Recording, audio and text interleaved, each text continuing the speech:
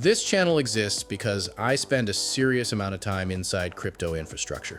Not from the outside looking in, but actually running transactions, stress testing platforms, documenting what holds up and what doesn't. And one area I've been focused on for a while now is the swap service layer, specifically non-custodial exchanges, no KYC. It's a segment that doesn't get enough serious coverage, and that's exactly why I keep coming back to it.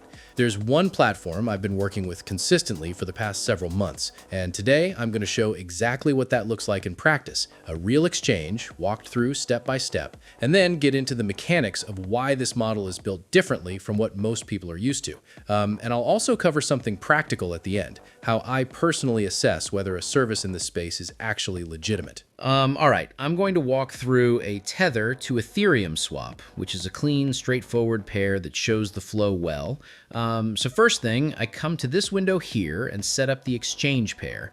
USDT as the send side, that's confirmed. Ethereum on the receive side. Good, that's in. And right below that, everything surfaces immediately. Current rate, transaction fee, estimated settlement window. Okay, let me run through that once more. Yeah, all of that checks out. Moving forward.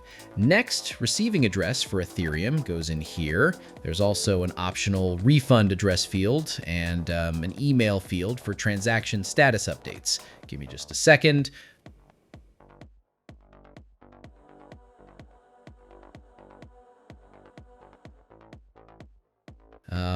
Okay, all of that's filled in. On to the next step. So here's the full exchange details summary before I commit. Going through it now. Yeah, everything lines up correctly, except the privacy policy and hitting create order. Okay, order is live. The platform is now waiting on the token transfer from my side. Just a second.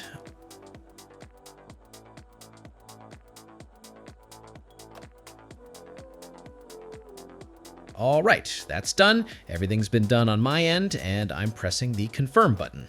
And there we go. It's processing. The system is handling the swap automatically from this point, and the Ethereum should land at my address within a couple of minutes. So while that runs, I want to get into the actual mechanics here, because understanding what's happening under the hood is what makes this model different. So the distinction starts with one word: custody. A non-custodial platform never takes possession of the funds being swapped. There's no intermediary wallet, no holding period, no moment where the assets exist outside of my direct control. The transaction originates from my wallet, executes on-chain, and the output routes straight back to my address. The platform's function is coordination, not custody. On a centralized exchange, the entire model is inverted. You deposit funds into the exchange's infrastructure, which means the exchange holds them. Every step of that process, account creation, KYC, deposit, is a transfer of control away from you and toward a third party. Non-custodial removes that structure entirely. No assets in transit through a third party, no personal data on file, no systemic risk tied to the platform's own continuity. The platform could go offline tomorrow, and it would have zero impact on the funds because the funds were never part of the platform system. And now I want to talk about something that I think is just as technically important as the architecture, which is the problem of fake services. Because after years of working through this space methodically, I've built a fairly precise picture of how the threat landscape actually looks. And the picture isn't reassuring. Fraudulent platforms are not edge cases. They're a structural feature of this environment. They rank in search, they circulate through legitimate-looking community channels, and some of them are constructed carefully enough that a surface-level check won't catch them. The broader context matters here too.